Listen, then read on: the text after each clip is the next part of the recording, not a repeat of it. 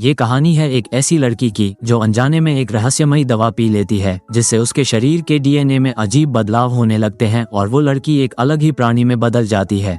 Film की शुरुआत में भविष्य की ऐसी दुनिया को दिखाया जाता है जहां पर्यावरण इतना खराब हो गया था कि पूरी दुनिया में एक प्रकार की जहरीली गैसें फैल चुकी थी, जिससे बचने के लिए लोगों को बाहर निकलते समय एक खास तरह का मास्क पहनना पड़ता था। तभी एरियम नाम की कंपनी एक ऐसी दवाई बनाती है जो दावा करती है कि इस दवाई को खाने के बाद लोग बिना मास्क के भी बाहर जाकर सांस ले पाएंगे और ये दवाई बाहर के जहरीले हवा को बेअसर कर देगी। लेकिन कुछ वैज्ञानिकों ने इस पर सवाल उठाया। उनका कहना था कि इस दवा को लंबे समय तक लेने से शरीर की इम्यूनिटी खत्म हो सकती है, लेकिन उनकी बात कोई नहीं सुनता क्योंकि कंपनी बहुत बड़ी और ताकतवर थी और उनकी बात को दबा दिया जाता था। इसके बाद हम एला नाम की एक लड़की को देखते हैं जो एक जानी मानी हीरोइन थी और वो इसी एरियम कंपनी की दवाई का विज्ञापन करती है, लेकिन वो खुद ये नई दवा नहीं खाती है। तभी एक दिन एला ऑफिस से घर जाने के बाद अचानक अपने बॉयफ्रेंड से मिलने का सोचती है। जब वो उसके घर पहुंचती है तो देखती है कि वहाँ पार्टी चल रही है और एला को और भी गुस्सा तब आता है जब वो देखती है कि उसका बॉयफ्रेंड उसकी ही बेस्ट फ्रेंड के साथ चक्कर चला रहा है।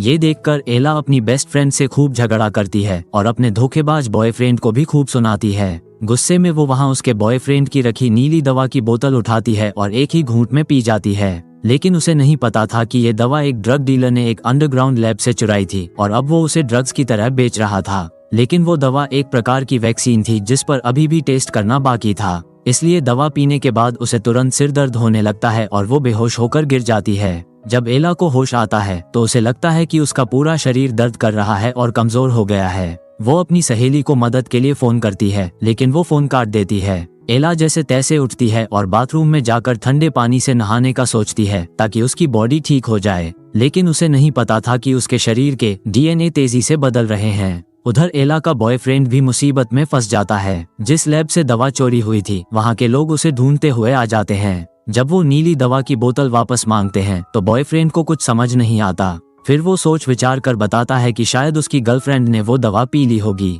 उन लोगों का लीडर जिसका नाम सोलोमन था और जिसने पहले भी एरियम कंपनी की दवा की बुराई की थी, वो अपने लोगों से एला को हर जगह ढूंढने को कहता है, लेकिन उन्हें नहीं पता होता कि वो बाथरूम के बाथटब में छुपी हुई है। लेकिन जब बॉयफ्रेंड उसको देखता है तो वो एला को कमरे में बंद करके लैब वालों को बुलाने चले जाता है, लेकिन जब वे वापस आते हैं तो देखते हैं कि एला वहाँ से गायब है। लैब वालों को लगता है कि बॉयफ्रेंड उन्हें बेवकूफ बना रहा है तो वो उसे मारने लगते हैं। ये देखकर बॉयफ्रेंड बंदूक निकाल लेता है, लेकिन हाथापाई में उल्टा उसी के पैर में गोली लग जाती है। लैब वाले खून खराबा नहीं करना चाहते थे, इसलिए वो उसकी पट्टी करके वहाँ से चले जाते हैं। तभी बॉयफ्रेंड को पता चलता है कि एला छत पर चिपकी हुई है। उसे हैरानी होती है कि वो छत पर कैसे चढ़ गई। फिर एला अपने हाथ पर लगे निशान को देखती है और सोचती है कि ये दवा का रिएक्शन होगा, लेकिन जब वो दरवाजा खोलने के लिए हाथ मारती है तो लकड़ी का मजबूत दरवाजा टूट जाता है। एला बाहर निकलती है और देखती है कि वो लोग अभी तक उसे खोज रहे हैं। वो वापस कमरे में जाती है और छत का शीशा तोड़कर भाग जाती है।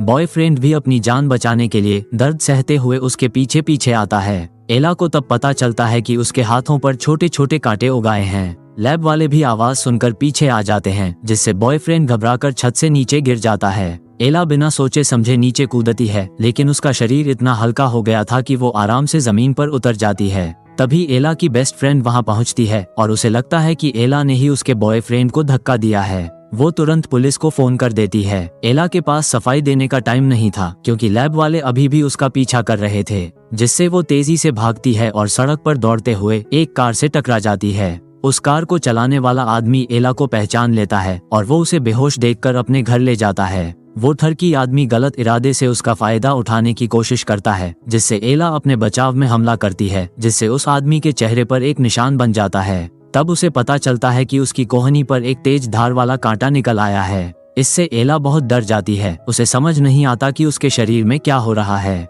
वो देखती है कि वो कांटा अंदर बाहर हो रहा है। डर के मारे वो कैंची उठाकर उसे काट देती है। बॉयफ्रेंड के घर पर हुई अजीब घटनाओं को याद करके एला परेशान होकर हॉस्पिटल जाती है, लेकिन डॉक्टर उसे देखकर डर जाता है। उसे लगता है कि एला को कोई संक्रामक बीमारी हो गई है। वो उसे तुरंत अलग करने के लिए कहता है। एला डर जाती है और हॉस्पिटल से भाग जाती है। वो दीवारों पर चढ़कर भागती है और छत पर छिपकर पुलिस से बच जाती है। कहीं और जाने का रास्ता न देखकर एला अपनी दोस्त से मदद मांगने जाती है, लेकिन उसकी दोस्त उसे देखकर डर जाती है। पता चलता है कि बॉयफ्रेंड छत से गिरने से मर गया है। एला उसे समझाने की कोशिश करती है कि उसने उसे धक्का नहीं दिया और उसके शरीर में अजीब बदलाव हो रहे हैं और कुछ अनजान गुंडे लोग उसका पीछा कर रहे हैं। लेकिन उसकी दोस्त को लगता है कि उसने ड्रग्स ज्यादा ले ली है। तब एला अपनी ताकत दिखाती है और एक माइक्रोवेव को हाथ से तोड़कर दिखाती है। तब जाकर सहेली को थोड़ा विश्वास होता है। इतने सारे अजीब हादसे होने के बाद एला को बॉयफ्रेंड को धोखा देने वाली दोस्त से कोई शिकायत नहीं थी।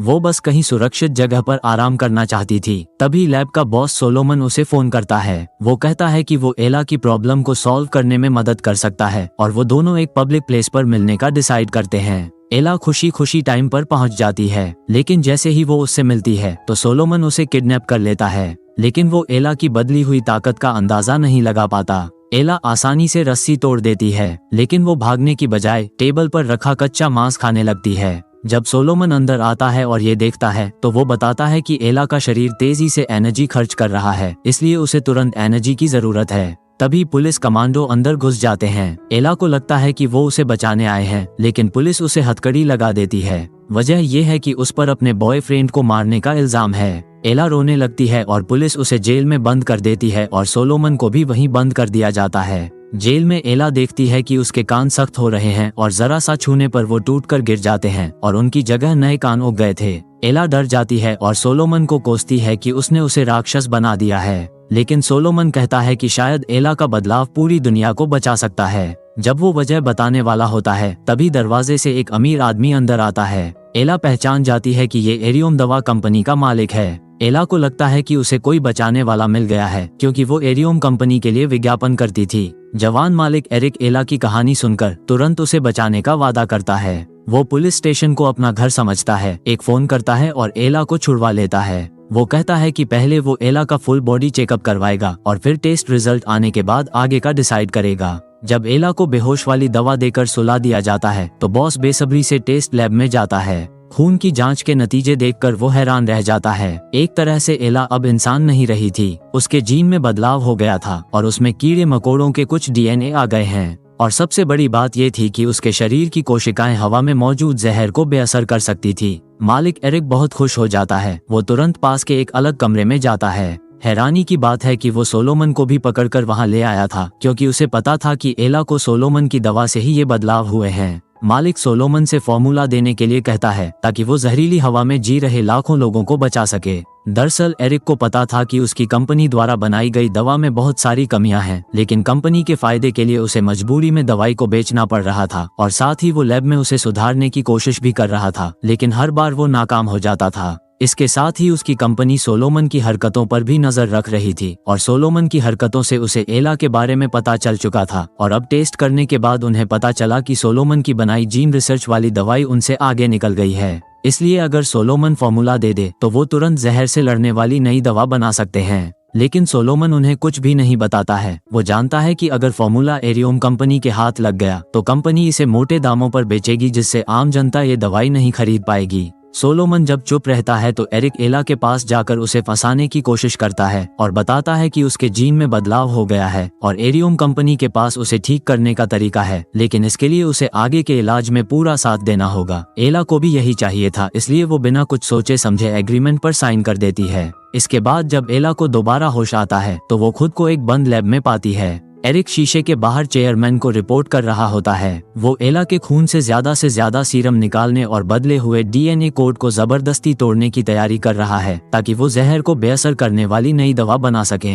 लेकिन एरिक को नहीं पता था कि अब बदली हुई एला की सुनने की शक्ति बहुत तेज हो गई है। बीच में मोटी साउंड प्रूफ ग्लास होने के बावजूद वो एरिक और चेयरमैन की बातें साफ साफ सुन लेती है। थोड़ी देर के लिए हैरान होने के बाद एरिक फैसला करता है कि पहले उसे बेहोश कर देना चाहिए, क्योंकि वो अब उनके काबू में है। कुछ देर बाद 2 डॉक्टर सीरम निकालने के लिए कमरे में आते हैं, लेकिन उन्हें नहीं पता था कि वो पहले ही जाग चुकी थी। जीन में लगातार बदलाव होने से उसकी ताकत आम लोगों से कहीं ज्यादा हो गई थी, जिससे वो आसानी से दोनों डॉक्टरों को हरा देती है। हालांकि सिक्योरिटी गार्ड मॉनिटर में गड़बड़ देख लेते हैं, लेकिन अब वे लोग इस नई म्यूटेट हुई एला को रोकने में असमर्थ थे। वो भागते हुए सोलोमन से मिलती है, क्योंकि सोलोमन ने एरियम कंपनी को फॉर्मूला देने से मना कर दिया था, इसलिए एला को सोलोमन पर भरोसा हो गया था और वो जानती है कि वही उसकी प्रॉब्लम को सॉल्व कर सकता है। तभी एरिक को एला के भागने की खबर मिल जाती है और वो सारे सिक्योरिटी गार्ड को उसे पकड़ने के लिए भेज देता है। लेकिन एरिक को नहीं पता कि 2 घंटे पहले ही सोलोमन का आदमी ड्राइवर बनकर चुपके से बेसमेंट में घुस चुका है और उसने बेसमेंट पार्किंग में बम लगा दिया है और लोकेशन ट्रैक करके वो दोनों से मिल जाता है।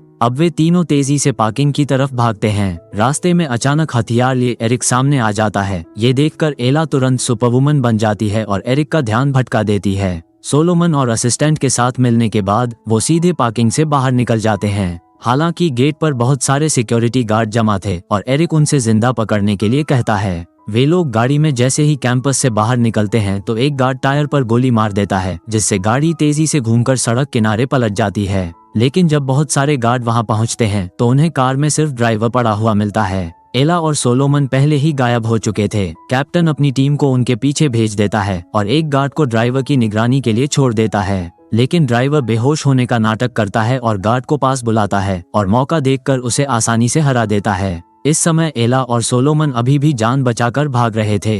रास्ते में लोहे की जाली देखकर वो तुरंत अपने नुकीले हाथों से उसे काट देती है। लेकिन वे ज्यादा दूर नहीं जाते कि पीछे से कार की आवाज सुनाई देती है। सोलोमन जानता है कि वो दोनों ज्यादा देर तक भाग नहीं पाएंगे, इसलिए वो एला को पहले भागकर अपनी जान बचाने के लिए कहता है। असल में सोलोमन ने जो नीली दवा बनाई थी वो भी पूरी तरह से सही नहीं थी। उसने खुद पर एक्सपेरिमेंट किया था लेकिन वो नाकाम रहा था। सोलोमन चाहता है कि एला सैंपल लेकर कॉनर नाम के एक आदमी के पास जाए। वो जरूर कोई दूसरी दवा बना सकता है जिससे से ज्यादा आम लोगों को फायदा हो। एला उसे ना नहीं कहती और दवा लेकर गहरी खाई में कूद जाती है और सोलोमन अकेला पुल पर खड़ा होकर उसे जाते हुए देखता रहता है। कुछ देर बाद एरिक गार्ड्स के साथ वहां पहुंचता है, लेकिन तब तक एला उसके चंगुल से बहुत दूर जा चुकी थी। तभी हम देखते हैं कि एला के पंख भी निकल चुके थे और वो पूरी तरह से म्यूटेट हो गई थी। साथ ही वो कॉनर को ढूंढने में कामयाब हो जाती है और पूरी इंसानियत को बचाने का प्लान शुरू हो जाता है। दोस्तों, मूवी पसंद आई तो वीडियो को लाइक और कमेंट जरूर कर देना।